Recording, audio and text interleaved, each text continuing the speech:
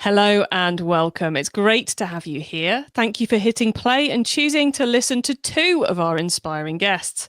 This is one of our masterclass episodes where we get an e-commerce expert, or in this case, a couple of e-commerce experts on the show to share the key things you need to know about one e-commerce subject.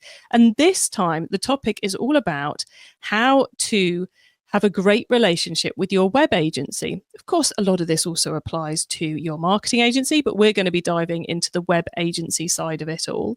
I've got two brilliant guests. We've got Sanya, who runs a website agency for e-commerce and who has been on quite the journey, taking her business to a super collaborative process internally and with their clients. And we've got one of her clients, Janis Thomas, who's been on the podcast a couple of times already. If you're in the UK, you'll have seen her speak somewhere because she's always out and about helping other businesses. But she runs a very cool beauty brand in the UK called Look Fabulous Forever. And she'll be giving us the honest client's experience of the type of relationship that Sanya is going to be taking us through. So if you're trying to work out how you can get more out of your relationship with your website agency, make it less stressful, make it more impactful, involve other members of your team in the relationship, have that more all-encompassing impact, then this is definitely an episode for you. Please listen to the end of the episode because you don't want to miss the guests' top tips. We've got Sanya taking on the book top tip with a great one, a nice classic, and a tool top tip, something I've never heard of, and we'll be Googling straight after I finish recording this. And also some really cool insights on the carbon top tip. And Janis has got a very up-to-date recommendation for the traffic top tip. So listen to the whole thing. You won't regret it. And now to introduce our special guests. Sanya Ristic is the Director of Innovation and Client Relations at 2Buy One Click, the UK's leading certified Adobe Commerce and Magento agency, ranked number one on Clutch.co. Sanya and her team create and maintain high-performance Magento 2 e-commerce websites that boost sales and improve conversions for their clients across B2B, B2C and D2C. And Sanya's brought one of her clients along. Yes, we've got the brilliant Janis Thomas from Look Fabulous Forever back on the show. Right. Hello, Sanya. Hi. Lovely to have you here. And hello, Janis. Great to have you back. Thanks for having me, Chloe. Okay. So, Sanya, we've had Janis on the show a couple of times before, so we know how she got into e-commerce. But how did you get into e-commerce? What's your crazy e-commerce journey story? Well, it is a crazy, funny story, actually, through speed dating. Speed dating? Business speed dating or normal speed dating? Actually, I was looking for Mr. Right. Like I came to the UK when I was 30 years old. And after some time, I decided to look after Mr. Right. And people told me that speed dating is a good way. And I gone there. And as it works, you speak to different men for 3 minutes. And there was Lyndon, my partner, life and business partner. And that was the most unusual conversation where I would say, I'm an engineer. And he would say, I'm an engineer. And I would say, I'm a software engineer. I'm a software engineer. I've done mobile phones. I've done mobile phones. I've done robots. I've done robots. This is how it was going. The next thing, I have a sports car. I have a sports car. I have MX-5. I have MX-5. And it was like, is this guy for real? So yeah, this is how it started. Somebody see you there going, is he just saying everything I'm saying? Exactly. But he was for real. And what's the crazy thing? His surname is Right. So I found my Mr. Right. And he was working in e-commerce. Well, soon after that, he was starting to set up e-commerce agency. And I was like, well, why don't I join you? And being an engineer myself and knowing how easy it was for me to have a good job in the UK, I was like, well, I'm Serbian. Let's find some Serbian team members. And long time now, 17 years ago, we are still established and enjoying and clients with us. Oh, cool. I think happily married as well. Yes. It all went right. It was all perfect. He said yesterday, Lino said yesterday, you didn't look for Mr. Perfect, just for Mr. Right. But that's a good line. I think that's definitely in the top 10 strangest routes into e-commerce, or most unique routes into e-commerce that we've ever had. And how, now, obviously you've been building this agency for nearly 2 decades now. So what is it that makes your agency great? How do you go about creating those really strong relationships with your clients? Well, over all this long time, 17 years, we grown in different ways. And in particular, in the last 8 years, I was very much focusing on inner development, and through that, through deeper relationships with people. So what I would say, in a very connecting, deep way, we work with clients on solving complex problems. This is what makes us unique and what make magic, as I like to say. And has it been, is the way you do it now the same as the way you've done it the whole time? Or has there been kind of like a development journey within the business to get to the point where you're now providing what makes a great agency relationship? Is it always been the same, or have you evolved? I guess is what I'm trying to ask. Well, the reason I gone through this personal development was actually all the difficulties and struggles I had in business. I was actually years ago causing client conflicts because all the complexities I didn't have capacities and understanding to deal with. So that got me on the personal journey to understand what's going on. And this is the source. That struggle is a source now of all the greatness where we are. So you went on the journey yourself, and then you made that kind of helped you realize how you needed to change the agency. And now, several years on, you're in this brilliant space. Well, that's a beautiful question, because the journey was very personal and it overspilled, like my personal transformation then created the business transformation. It was a parallel process. Like as I was changing and bringing those changes in the business, then it impacted team, it impacted relationships with clients, and basically lots of things changed over the last 8 years. Excellent. And you wanted to bring Janis on the podcast with us. Obviously, we know Janis is a great person in the world of e-commerce in the UK, but what was your reason for wanting to bring Janis on to the show?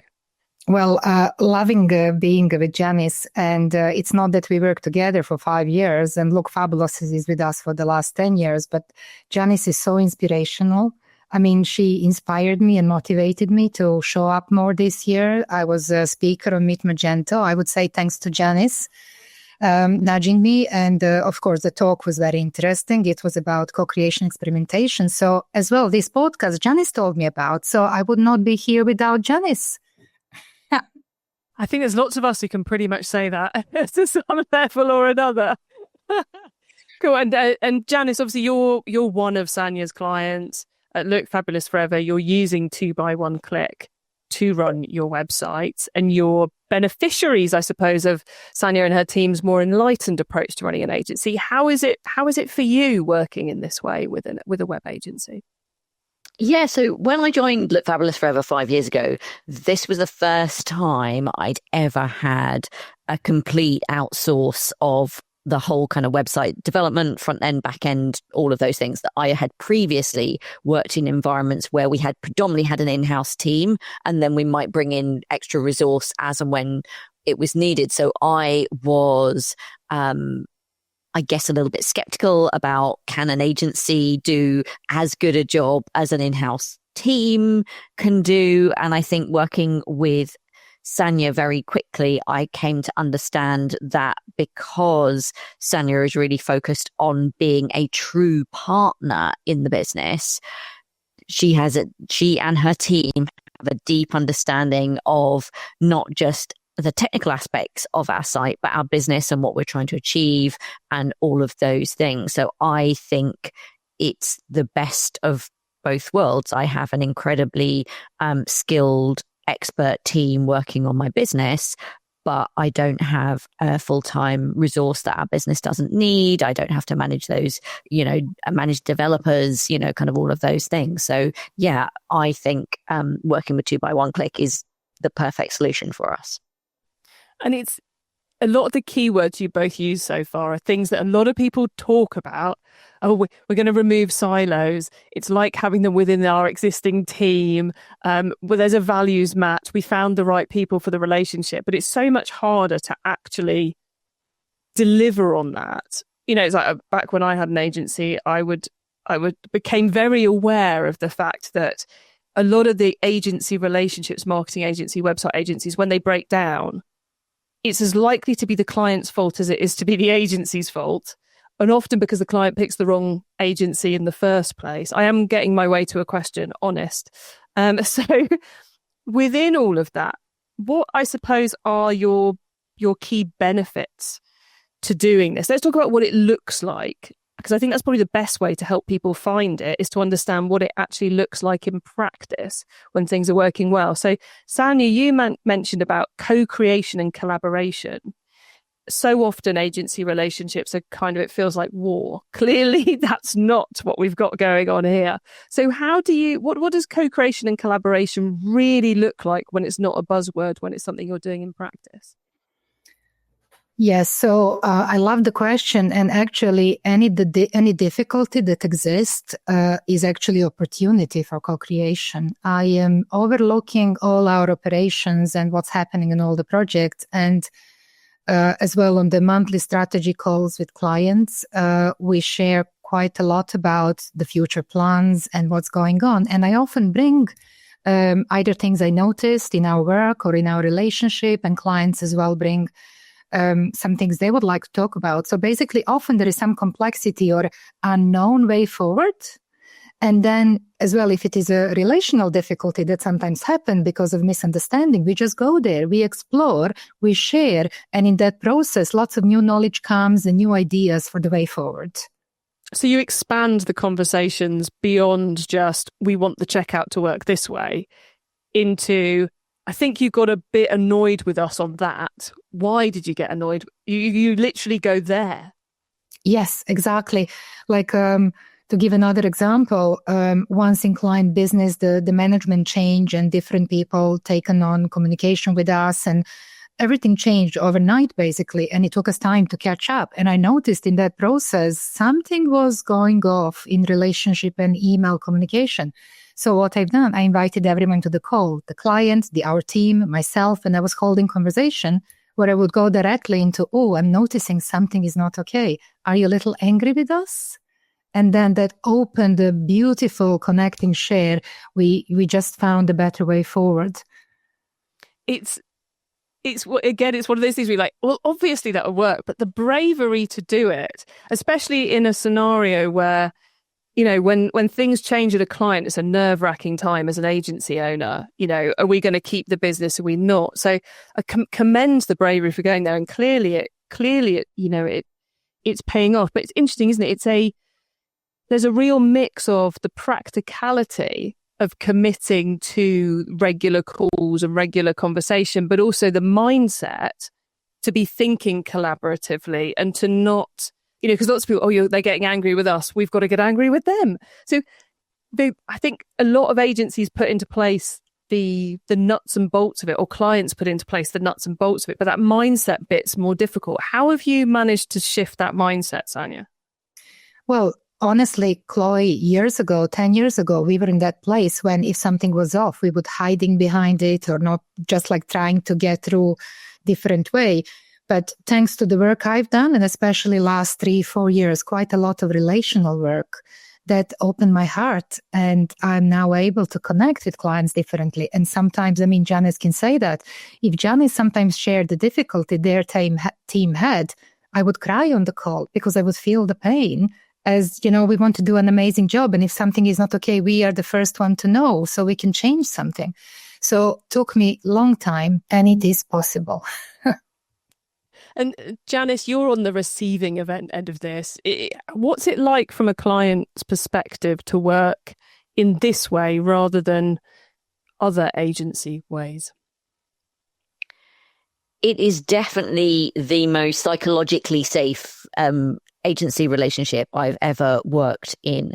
That not only do I know that if there is an issue, Sanya will want to hear about it, but it makes me mindful of things where I've got frustrated and why have I got frustrated. And I know that Sanya will want to have that conversation with me about how did I feel? Why did this happen? What can we do to improve, that this isn't just, oh, let's talk. I genuinely feel that Sanya wants to hear my side of the story, what's going on, and not just what's happening from a technical perspective. Are we pleased with the work? But are we pleased with the process of how the work went, and what can we do to improve it in the future? And I think one of the things that I particularly value is Sanya knows me really well, and she knows her team really well. And often her perspective will be really useful, because she'll be like, yeah, you're looking at it like this, and then Ivan is looking the same problem like this, and this is why you're not communicating.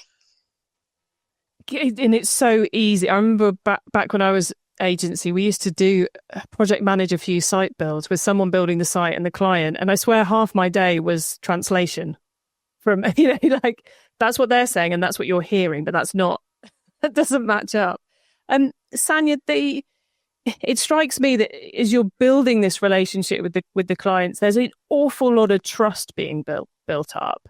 So it must make it a lot easier to push the boundaries of what would normally happen in a web agency client scenario, by which I'm assuming you can bring more outlandish ideas to the table, help the client push themselves further than you would normally be able to. I guess I'm talking about experimentation. Do you find this enables greater leaps forwards, more experimentation, more openness to trying new things?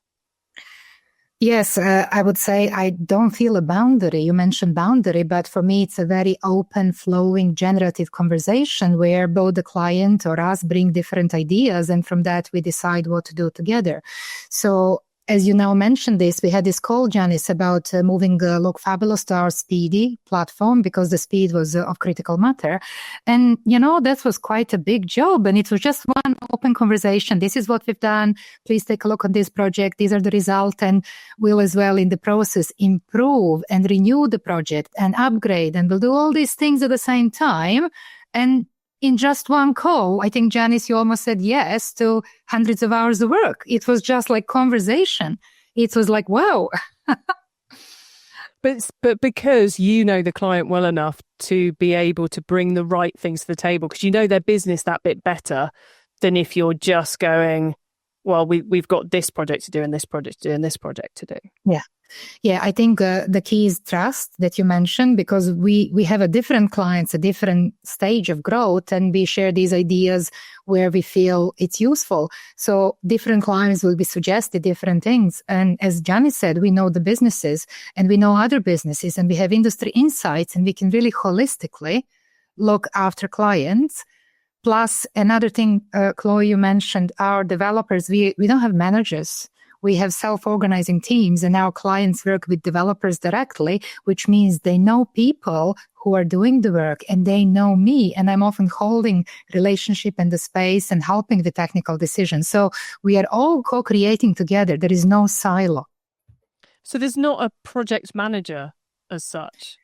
No, not as such. We have people who are, of course, looking after incoming work, but team is agreeing together and working together. Often with clients, we would say, oh, can you please come on a call? This is too complex. Can we just explore? So there is this exploration, experimentation. Sometimes we're not quite sure on the way forward. So we would install something, take a little step, see what we've got, and move from there. So it's quite a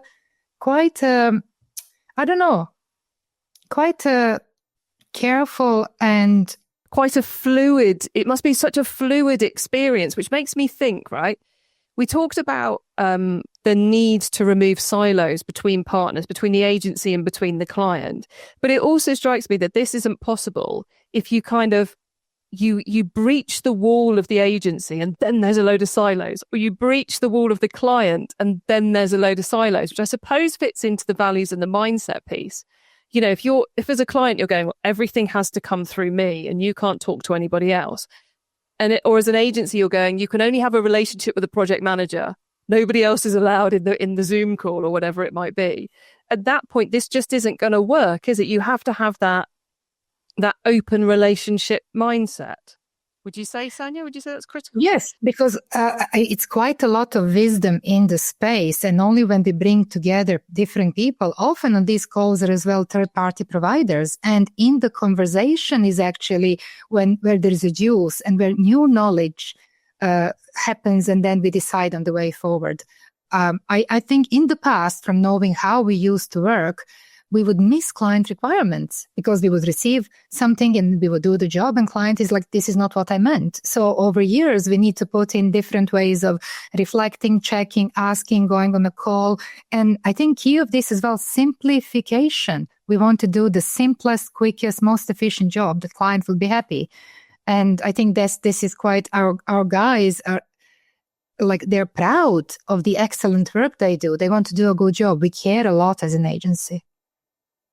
And do you, because whenever I think of this kind of way of doing business, and I'm a believer very much so, but you kind of think, oh, that's going to take more time.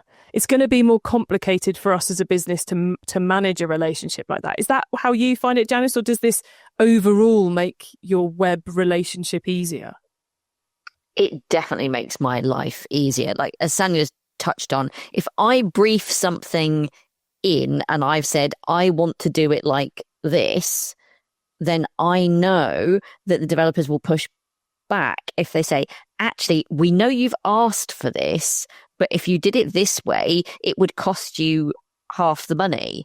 And there are not many agencies that would take that approach. They'd be like, look, that's what she's asked for, it's more billable hours, so we're just going to do it that way. So while it does take, an hour out of my month having a deep, because it is normally quite a deep conversation with Sanya about strategy, it's the highlight of my month. I so look forward to speaking with her because she's a real partner in our business, and I would consider her a friend. Oh, thank you, Janis. I love that, because I suspect most people listening are going, your meeting with your web agency is the highlight of your month. Just going, I need some of that. And I find it's so interesting, because often when we're doing our podcast episodes, we dive into a specific topic. It's kind of like we end with a bit of a, so how can you fix it? How can you do this in your business? How can you embrace this? But of course, it takes two to party, doesn't it? So it's not like, as a brand, you can change an agency, or as an agency, you can change the client. So how, if someone's going, or has realised they're in the wrong space, is there any hope in helping their agency see the light, Sanya, or do they need to think about moving on? Well, it depends. And what I find as well in my life is, like, if we work with someone and things are not moving forward, there is a difficulty, there is discomfort. And, often we have some gut feeling that something is not right. I would invite audience to follow that gut feeling. Like, if something is not right, we need to bring it with the other party and see, can we move on from there? And if there are repeating attempts to change something and improve something and nothing is happening, then I think the rest is waste of time and waste of energy. So it's time to move. Okay, I love this section because it gives me and our listeners some really quick ideas for taking our businesses to the next level. Ladies, are you ready for the top tips? Yes. Nervous yeses all around there. Okay, cool. Sanya, we're going to start with you because I know you've got a great book top tip for us. So the book top tip: if everyone listening to this podcast agreed to take Friday off and read a book to make their business better, which book would you recommend? It is Atomic Habits by James Clear. And it goes well with this topic because it's how you can do little experiments to introduce a change. And it's applicable in business and in life in general. So a good way to get started with this mindset shift if someone wants to do that. Very cool. Atomic Habits, everybody then. A classic. Can we call it a classic yet? Yeah, I think we can, can't we? I think it's been out for a few years. Janis, you get the traffic top tip. So which marketing method do you either prize above all others or think doesn't get the press it deserves? Well, recently we've been experimenting a lot with advertorial, which is working really well for us, particularly digital advertorial. And I think with the way that SEO and AI is changing, then actually it's a really kind of you've got these really credible sources talking about your brand, which is really helping teach LLMs about your brand, helps from an SEO perspective. So as well as the advertorial itself, I think in the environment we're trading in, it's got big long-term benefits as well. And by digital advertorial, are we talking about people writing blogs about you? Is it that simplistic or is it something else? It's normally publishers. So, it might be, the Mail Online or, the Guardian website, or so all the things that you would target from a digital PR perspective, a lot of those publishers are willing to partner on advertorial, where you're specifying what it is that you want to say, what pages you want to link to, all of those things. So it's the best of both worlds. You get your advertising stuff, but you've also got that kind of credibility of advertorial and link building and domain authority and all of those things. Very nice. Excellent. Okay, Sanya, tool top tip is yours. Maybe a collaboration tool, a social media plugin, a phone app, or just a way of working. Is there a core little tool you use that makes you and your team more efficient from day to day? And I am fascinated to find out what your answer to this one will be. Well, of course, it's related to co-creative conversations. And in particular, I like to follow a theory U framework, which is a place going through complex challenges when we bring different voices and different wisdom in the room, and we co-create, co-sense, co-feel, and make a step forward together. So theory U, is that what it's called? Yeah, and not change framework. A change management framework.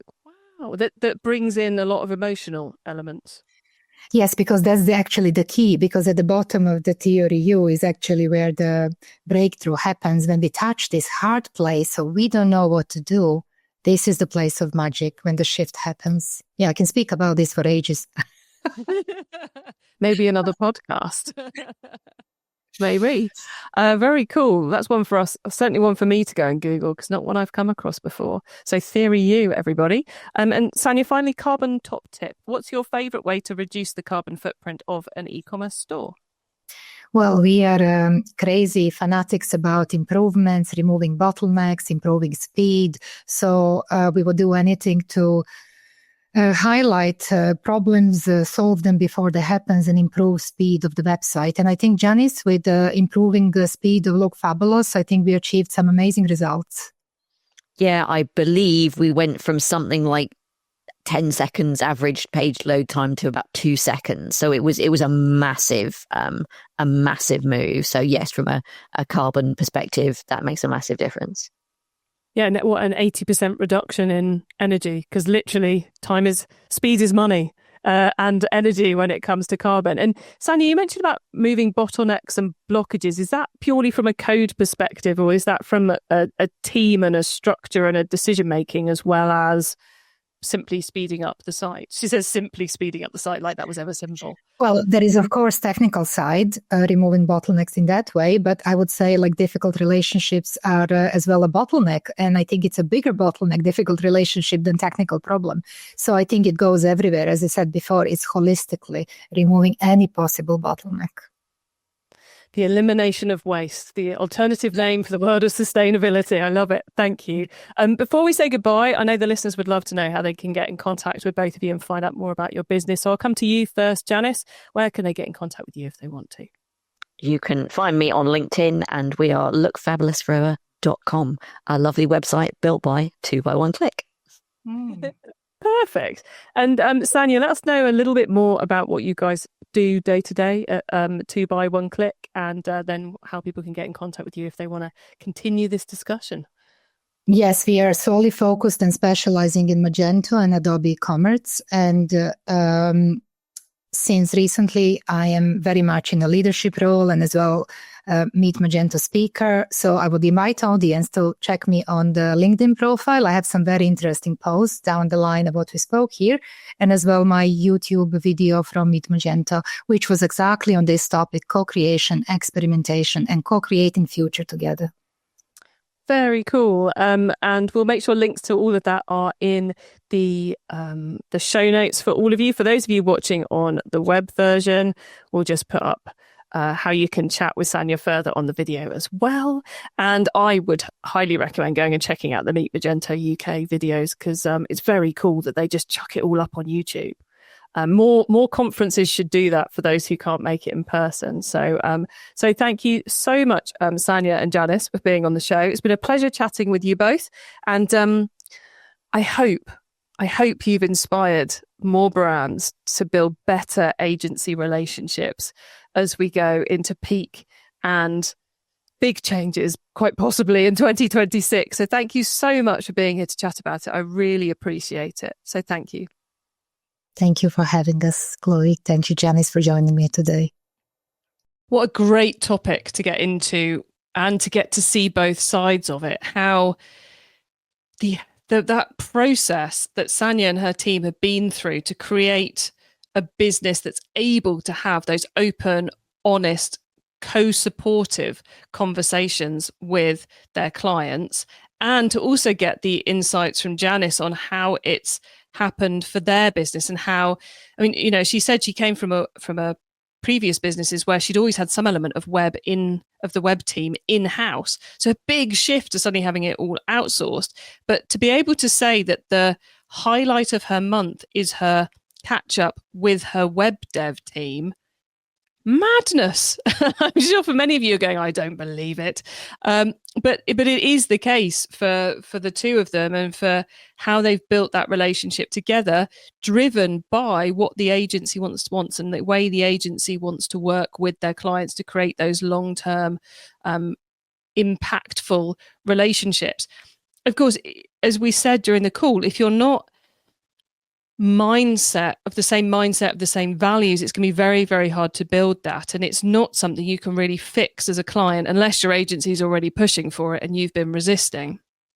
So I hope this doesn't cause too many of you pain in moving to another agency, but I really hope it has both inspired some of you to realize that the grass is greener elsewhere, and that there is opportunity with this. If you're going down that route, make sure you do the due diligence on finding the right type of agency that fits for you. And if there's any agencies listening who are going, oh, wow, we want to go down that route, I suspect Sanya would be happy to chat to you guys about it too. Now, you can get your hands on our notes from the episode, including those top tips, the links to the YouTube video and other bits and pieces, by heading over to ecommercemasterplan.com. You can also use our direct to episode short links. Just put ecmp.info/the number of this episode into the URL bar, and you'll be redirected straight to the right page of the website. When you get to the site, you could also add yourself to our email list so you don't miss out on any of the other things I share to help you improve your business. Thank you for tuning into this and every episode that you do of the E-commerce Masterplan podcast. I bring you a new interview every single week because I want to inspire and help e-commerce business owners just like you to succeed and thrive with your businesses, including progressing along the path to net zero. So if you know someone this show can help, please tell them to listen to the E-commerce Masterplan podcast. I hope you have a great week, and don't forget to keep optimizing.